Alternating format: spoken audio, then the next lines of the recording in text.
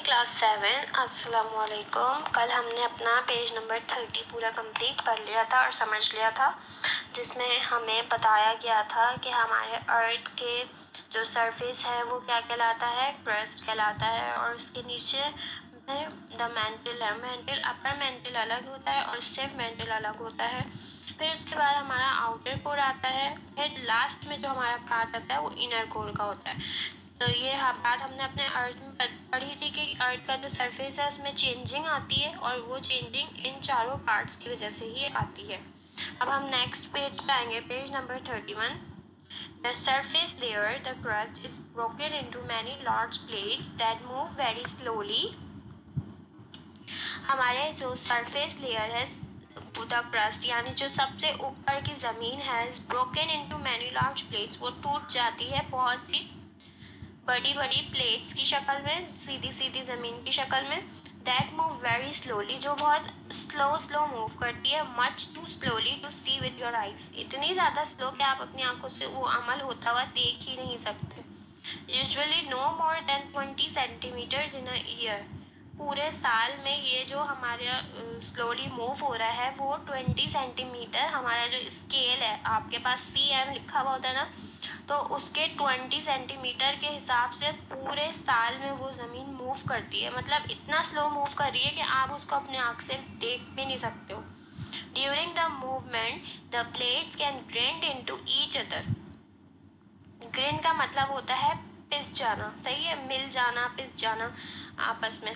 During the movement यानी movement होने के दौरान, the plates can grind into each other, जो प्लेट्स हमारी छोटे छोटे टुकड़ों में होकर छोटे टुकड़ों में अर्थ का जो क्रस्ट है वो फिर मूव कर रहा होता है स्लोली, वो आपस में मिल जाता है, ग्राइंड हो जाता है, पूरा पिस जाता है।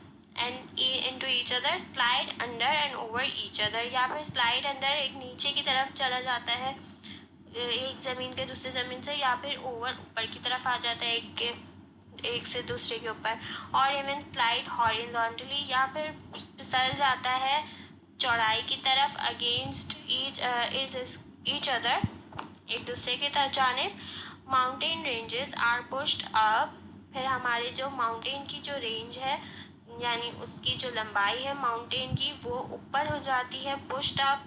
If two plates crash into each other, अगर दो प्लेटें एक दूसरे के साथ मिलकर टूट जाती हैं।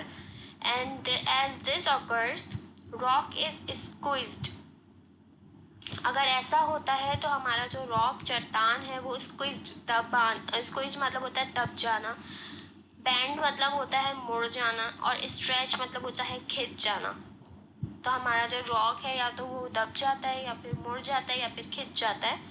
Causing stress to build in the rock, stress का मतलब होता है दबाव पड़ना किसी चीज़ पे, यानी हमारे रॉक पर इसकी वजह से दबाव पड़ता है। जब हमारी प्लेट जो हैं वो स्लाइड करती हैं, जब हमारे अर्थ की मूवमेंट हो रही है क्रस्ट पे, तो हमारी जो रॉक है या तो वो दब जाती है या बैंड हो जाती है, स्ट्रेच हो जाती है। When this stress reaches a point where energy must be released, release मतलब छूट जाना, निकल जाना। As this occurs, when this stress reaches a point where energy must be released, जब ऐसा होता है तो हमारी जो एनर्जी है वो ताकत होती है वो छुट जाती है। The rock breaks and the plates move into new position, हमारे जो चट्टान है वो टूट जाती है और हमारी प्लेट एक नई पोजीशन पे आ जाती है।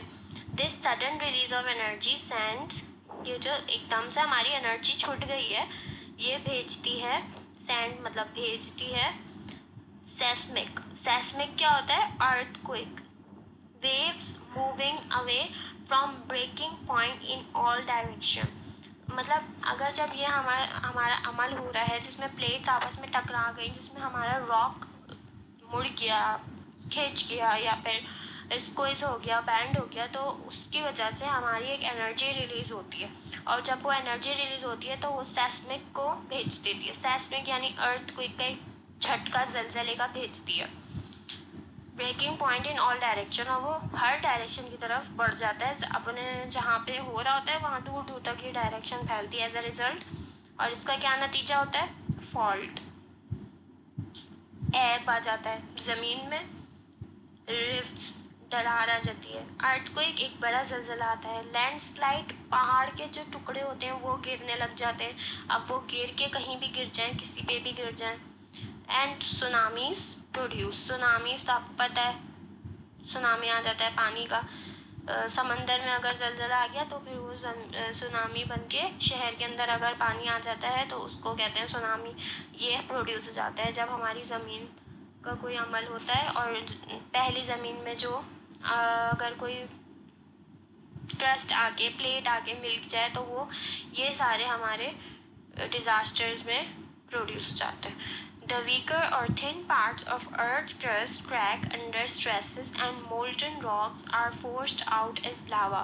जो हमारे सबसे कमज़ोर और पतला पार्ट होता है अर्थ क्रस्ट की ज़मीन का, क्रैक यानी शकाफ, अंडर स्ट्रेस, स्ट्रेस दबाव के अंदर, अंडर मतलब अंदर, and molten rocks are forced out, molten rocks यानी पिघले हुए पत्थर, आर फोर्स्ड आउट यानी बाहर निकलने को वो फोर्स करते हैं, जोर लगाते हैं, एज लावा, किसकी शक्ल में, लावा की शक्ल में।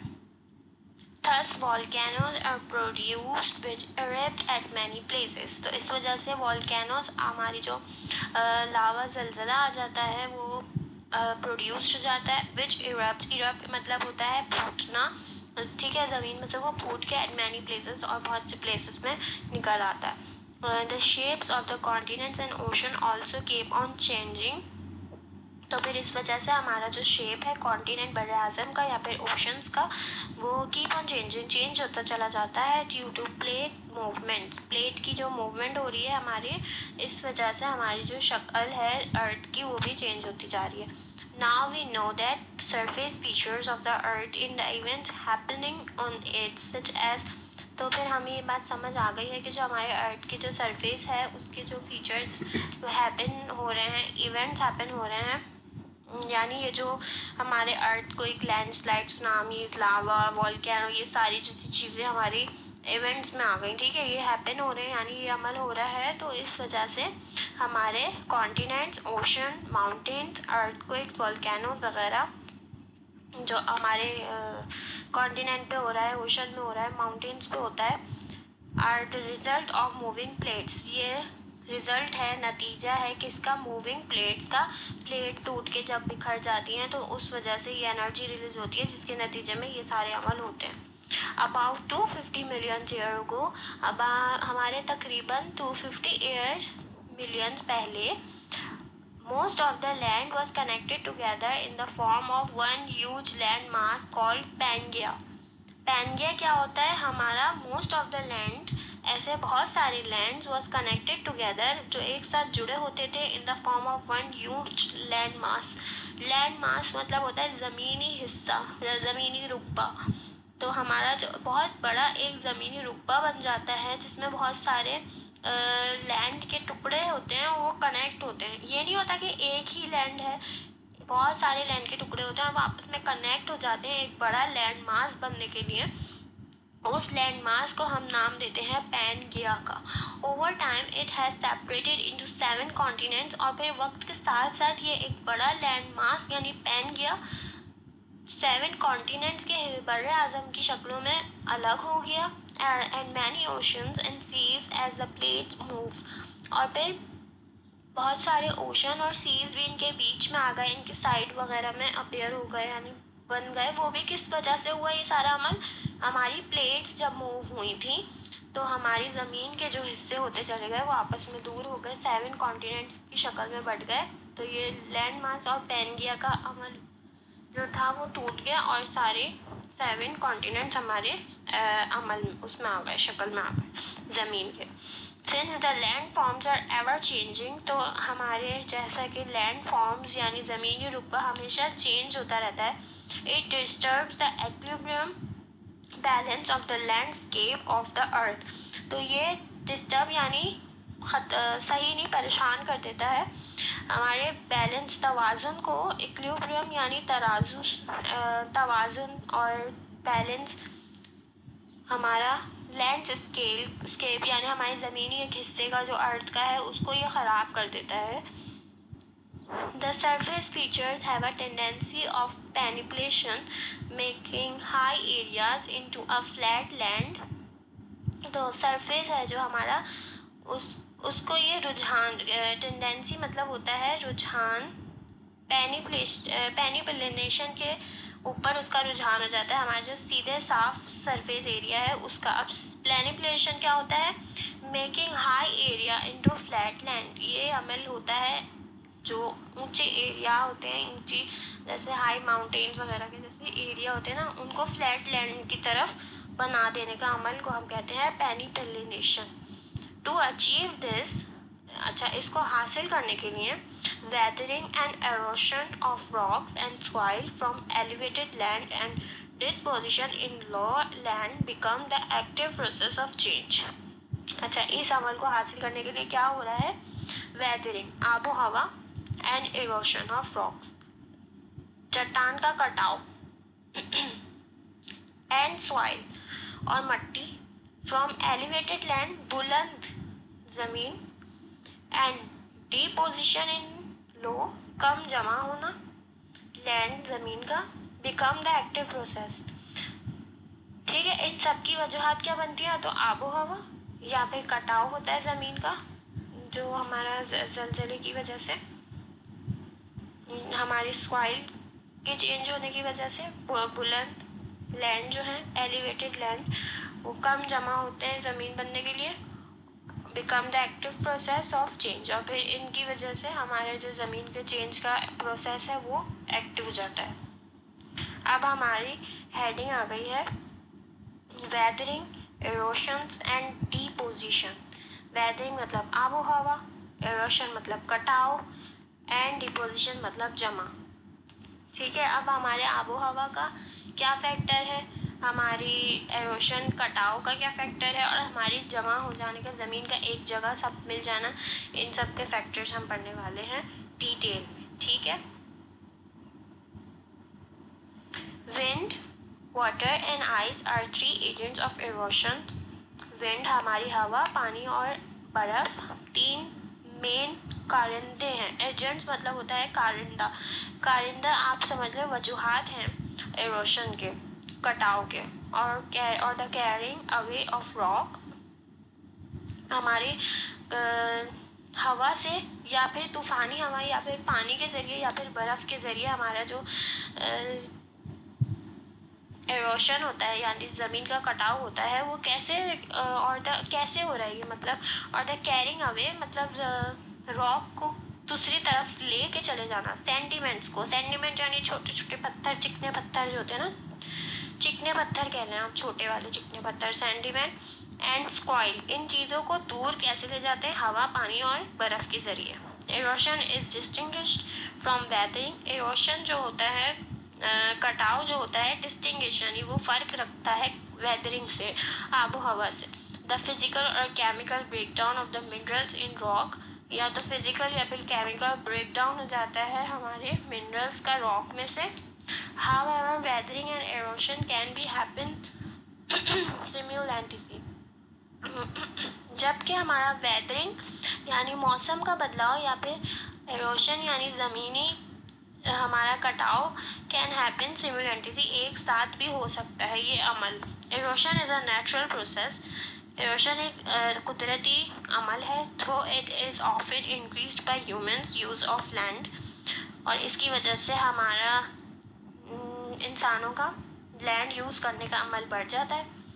डिफॉरेस्टेशन, देखें एक तो अमल ये कह रहे हैं एरोशन यानी ज़मीनी कटाव का अमल या तो खुद ही कुदरती तौर पे होता है कि ज़मीन खुद ब खुद अलग हो जाती है, या फिर इंसानों की वजह से भी होता है कि उनको लैंड यूज़ करनी होती है कि वो फिर ज़मीन का कटाव कर देते हैं।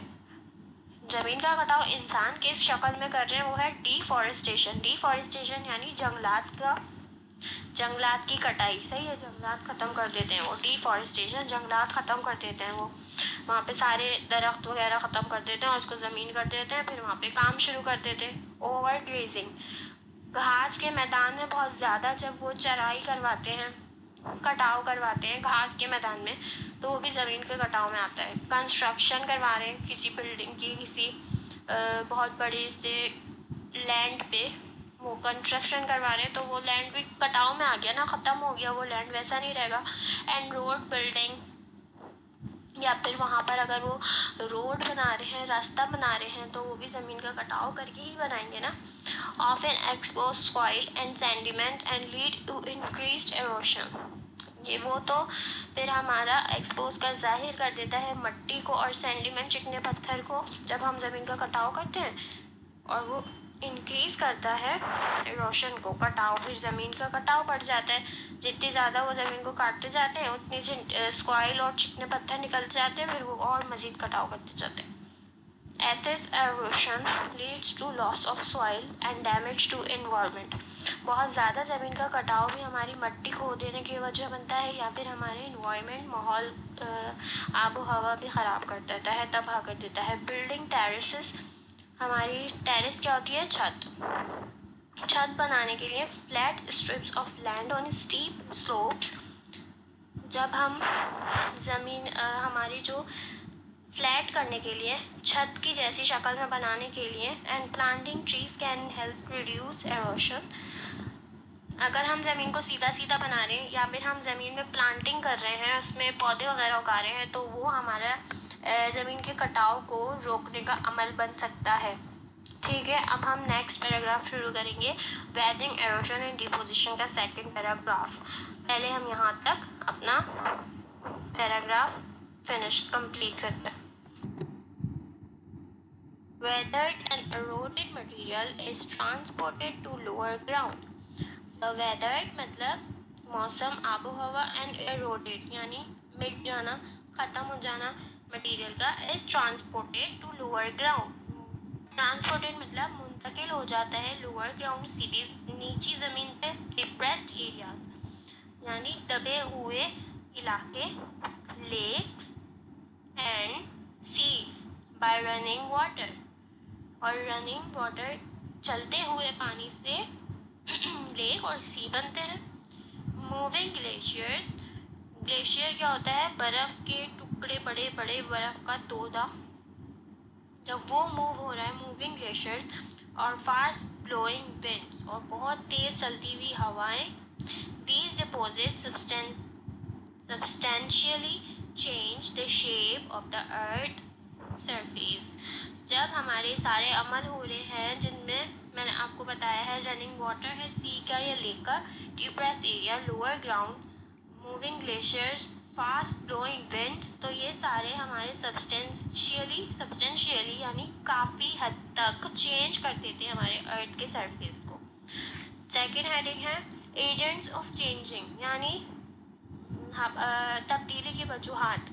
तब्दीली की क्या वजूहात बनती हैं? Main, the forces which cause gradual changes on the surface of earth are called agents of changes, वो ताकतें, the forces वो ताकतें, which cause जो वजह बनती हैं, gradual changes, gradual मतलब धीरे धीरे, सही है, आराम आराम से, थोड़े स्लो changes की on the surface of the earth, ज़मीन के सरफेस पे, are called agents of change, वो कहलाते हैं चेंज, तब्दील होने के अवामिल। Since these forces have their sources present on the surface as well as ground, the agents of change can be divided into internal and external agents.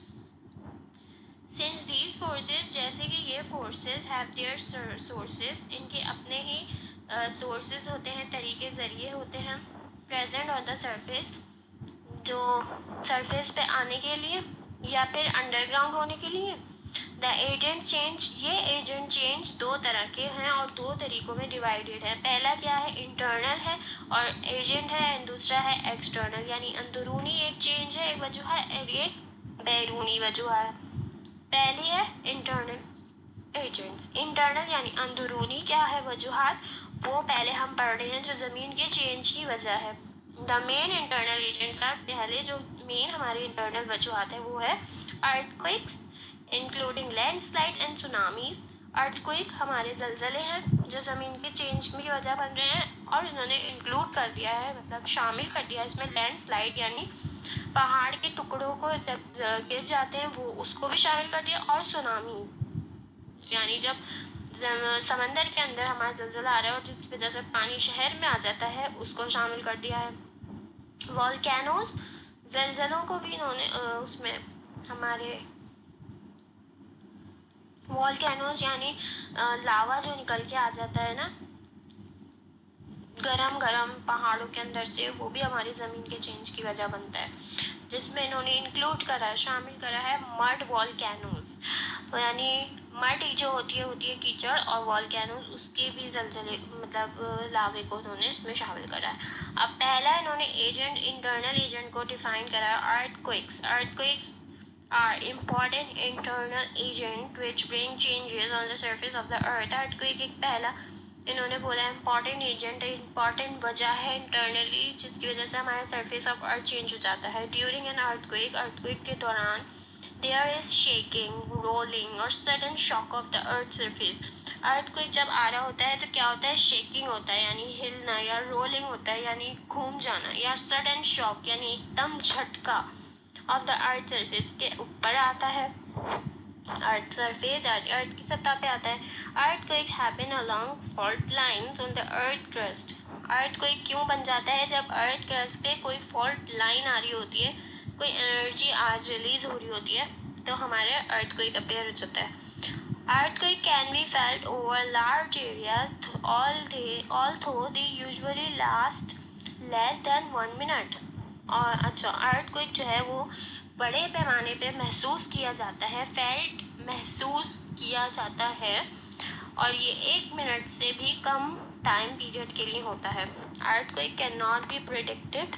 Earthquake predicted मतलब होता है पेशन गोई। अर्थक्वेक की कोई पेशन गोई नहीं होती।